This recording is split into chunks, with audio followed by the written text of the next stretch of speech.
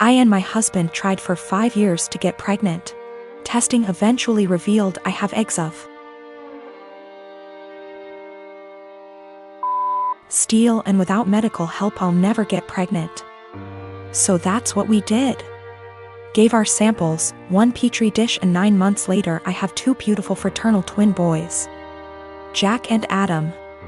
Thing is, Jake has a condition.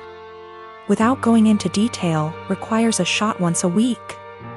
Once he is older he can take pills. I went back to work and mother-in-law offered to watch the babes. She's wonderful. I trust her 100%. They were 9 months. Now 16 months. During this time she would give his injection as we had a schedule. 10 a.m. before snack and nap. Worked very well until a month ago when she gave the shot to the wrong kid. Now they may be fraternal but they look identical. I'll be honest, my husband and I even mix them up sometimes. Everyone does. She immediately noticed her mistake, called 911, and they were transferred to hospital. By the time I got there Adam had been given the reversal agent and they were both happily sipping on juice, loving the attention. We went home the same night told to push fluids. He was never in danger. It's a very slow-acting medication that, at worst, would have given him diarrhea in a few days. Mother-in-law was beside herself. I tried to ease her worry but she refused to babysit, so to daycare they went. This daycare has a nurse cause some of the kids have medications, so she knew what to do, but the worry of mixing up the kids was a valid concern, and they would not keep name tags on. Doctor recommended a medical tattoo. Explained they tattoo a freckle, no bigger than the end of a pencil eraser, on an area of skin that's easily seen while the child is under mild sedation, similar to dental offices.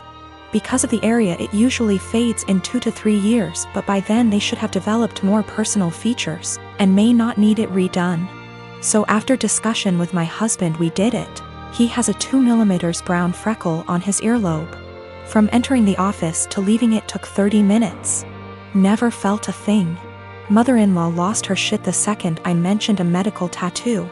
I tried to explain but she just freaked out, so I put both kids on the floor and told her to pick up Jack and find the tattoo. She picked up Adam, so I handed her Jack, and after 20 minutes still couldn't find it. Stripped him to his skivvies. I finally pointed it out and she went, "That's just a freckle," I just said. My point exactly. Adam doesn't have a freckle there.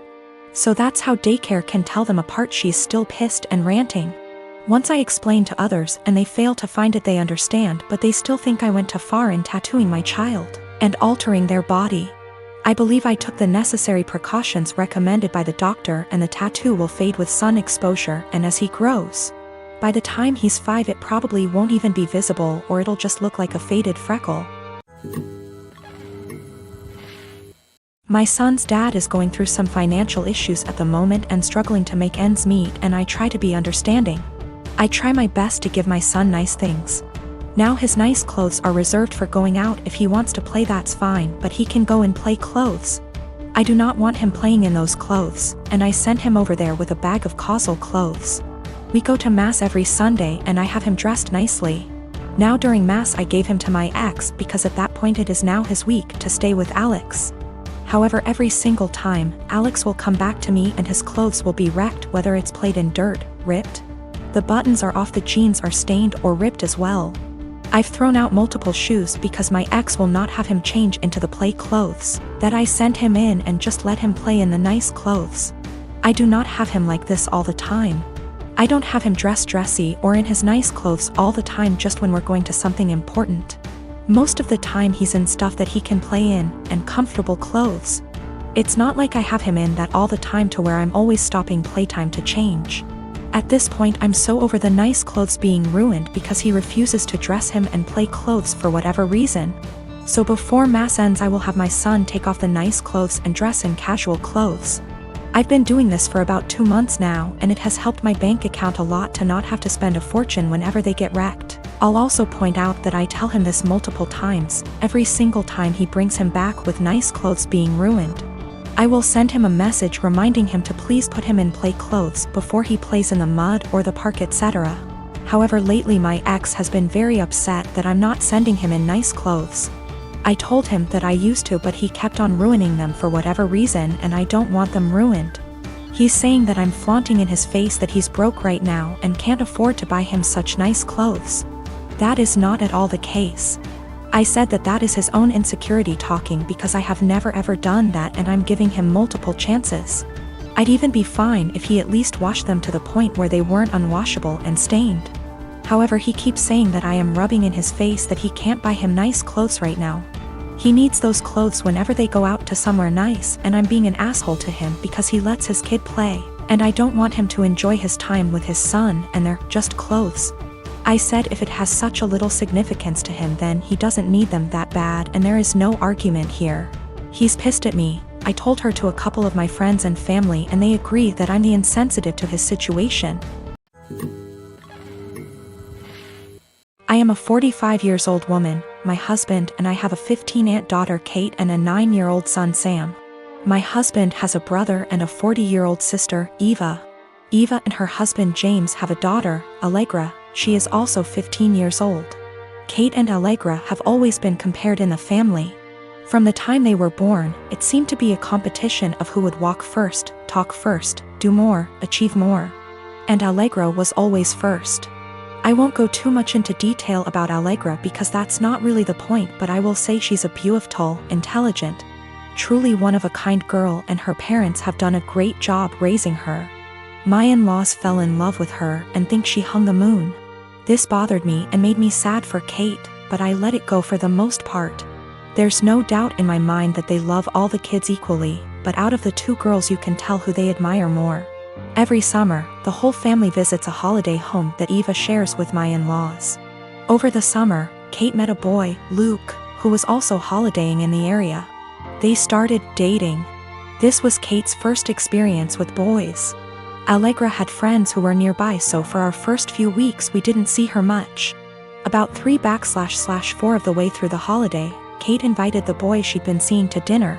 Allegra was told to come, and afterwards she would be going to a party. At the dinner, it was clear that Luke was very attracted to Allegra. After dinner, Luke decided he would go to the party Allegra was going to as he had also been invited. They both asked Kate to go, but she wasn't allowed and was very upset. My husband and I felt it was not a safe or appropriate environment at her age. Eva informed us, because she knows we do not allow Kate into these environments, that it was an adult party, where there would be drinking and possibly other things going on. Allegra has grown up in a place where these kind of things are much more normal. And Eva and her husband made the choice to let Allegra live those experiences. From what I know and have seen, she handles it exceptionally and it has not caused any issues. However, it is not the way we have chosen to parent Kate, and so we didn't allow her to go. The next morning, Allegra came downstairs and asked to talk to me and Eva. She said at the party Luke was flirting with her and showed her some messages he'd sent her. We decided we would all talk to Kate. Kate spent the next 2 days miserable. When she finally came out of her room, Kate was caustic and everyone was getting a bit fed up with her attitude. Eventually, my father-in-law jokingly said, "Your mistake was introducing him to Allegra. How did you think that was going to go for you?" My mother-in-law told him off but added that Luke handled it terribly, but the outcome was sort of inevitable. Kate left the table in tears. We managed to get through the rest of the holiday, but when my husband brought up plans for Christmas, Kate refused to go. She said she couldn't bear being ridiculed by her own family and constantly compared to Allegra. After seeing how much this was affecting her, I spoke to my husband and said we shouldn't go. He argued that it would be wrong to let Kate take away time with family just because of a boy. I reminded him that this has been happening since they were born, but he said that we can't shield Kate from every special person in the world. He said he would talk to his parents about their comments, but that we should not set a precedent of letting Kate run away from reality. I have 2 sisters that I'm close with. I also have a niece, Leah. Leah's 16, and after my ex-wife decided to split up and divorce due to infertility problems that lasted for 5 years, I started a college fund for Leah to help her go to her chosen college. That was in 2019. Now I visit my mother's home, where my sister and Leah are living, every week to spend the weekend together. This past weekend I was asleep upstairs while my mother, my sister and Leah were in the kitchen. I came downstairs to grab a glass of water and heard my sister talking about my ex-wife expecting a baby with her new husband. This struck a nerve and I kind of froze from shock. I then heard Leah react to the news repeatedly saying, "I told you so, I told you so." Then explained she's always thought that I was the one with a problem for not being able to have a baby with my ex, but that I was too afraid to admit due to fragile masculinity. I could not believe what she said, but what made it worse is her following statement about how my ex was smart to get a divorce before it was too late. I went upstairs and into the room and shut the door and stayed there for hours. Mom and sister saw me about to leave and insisted to know what the problem was. I didn't want to argue, but I told them that I heard what Leah said about me. Leah stopped eating and got quiet. My sister tried to play dumb, but I told her I heard their entire conversation about my ex-wife and her pregnancy news. My sister tried to backpedal, saying Leah is just a kid who doesn't know much about this stuff and was just spouting nonsense. I told them I don't want to talk about it and they refused to let me leave, but I left eventually. I later sent my sister a text telling her about how hurt and devastated I was because of what Leah said, and told her I will no longer be responsible for funding her education. My sister kept trying to call, then texted saying Leah didn't mean what she said and offered to make her apologize, but I didn't feel comfortable being in the same room with someone who blamed me for something that was out of my control and something that literally turned my life upside down. My mother tried to get me to come over so we could talk, saying Leah doesn't deserve me turning my back on her like that.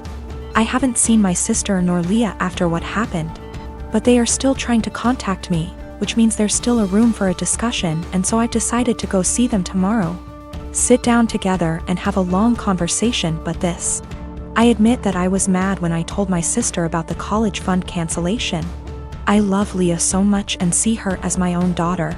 Unfortunately, her dad, my brother-in-law, is deceased, and so I understand losing a parent at a young age and relate to the kind of hurt she carries inside. Lost my father in an accident when I was 11, and I think that sitting down and talking things out is the best option before I make any decision.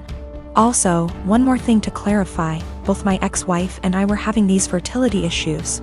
Both sides, but since my ex-wife got pregnant soon after her new marriage, then my family thought that I was the problem originally.